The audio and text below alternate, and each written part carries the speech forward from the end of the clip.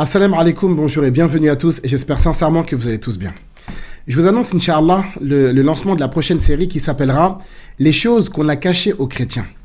Alors, dans cette série, il ne faut absolument pas voir une quelconque forme d'attaque ou bien une moquerie, etc. Loin de là, bien au contraire même. Vous savez, il y a beaucoup de... Vous savez, dans les églises ou bien sur Internet, dans les différentes conférences, lorsque les prêcheurs chrétiens prennent la parole, en fait, ils sélectionnent les informations qui leur plaisent.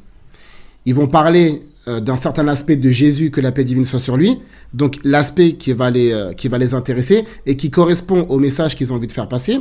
On va présenter certains épisodes de la Bible et puis d'autres épisodes, bien évidemment, on va se permettre de les cacher, de ne pas en parler. Également des paroles de Jésus. Il y a des paroles de Jésus qu'on vous a présentées et d'autres paroles qu'on vous a volontairement cachées. C'est la même chose par rapport à la mission de Jésus. On a présenté Jésus comme étant le sauveur de l'humanité, celui qui a fait tel, etc. Mais ce qui est intéressant, c'est de regarder les paroles de Jésus dans le texte. Donc aujourd'hui, Inch'Allah, à travers cette série de vidéos, on va mettre en lumière les versets qui ont été cachés par les prédicateurs chrétiens. Les chapitres qui ont été cachés par les prédicateurs chrétiens, les paroles de Jésus qui ont été cachées par les prédicateurs chrétiens. Parce que le problème qu'on a aujourd'hui, c'est qu'il y a beaucoup de personnes qui profitent de la confiance des chrétiens. Ça veut dire, étant donné qu'ils leur accordent du crédit, ils leur font confiance, ils les croient lorsqu'ils prêchent, eh bien les gens, ils abusent et ils jouent de ça. Donc, Inch'Allah, ce qu'on va essayer de mettre en pratique, c'est simplement une lecture exclusive du texte biblique.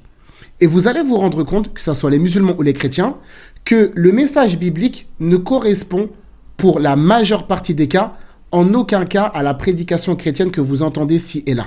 Il y a beaucoup de choses que vous avez entendues sur Jésus ou sur la Bible ou sur la religion de manière générale qui vont venir contredire directement le texte biblique. Et étant donné que les chrétiens n'ont pas fait le travail sur ce domaine-là, ça veut dire qu'ils n'ont pas présenté la Bible sous son véritable apparat, eh bien, Inch'Allah, c'est les musulmans qui vont se charger du travail.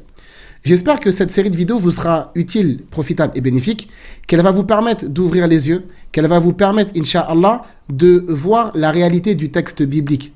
Non pas pour le critiquer, non pas pour le blâmer, mais pour voir en réalité que très souvent, la Bible dit rouge et les chrétiens, plutôt les prédicateurs, disent vert ou encore une autre couleur.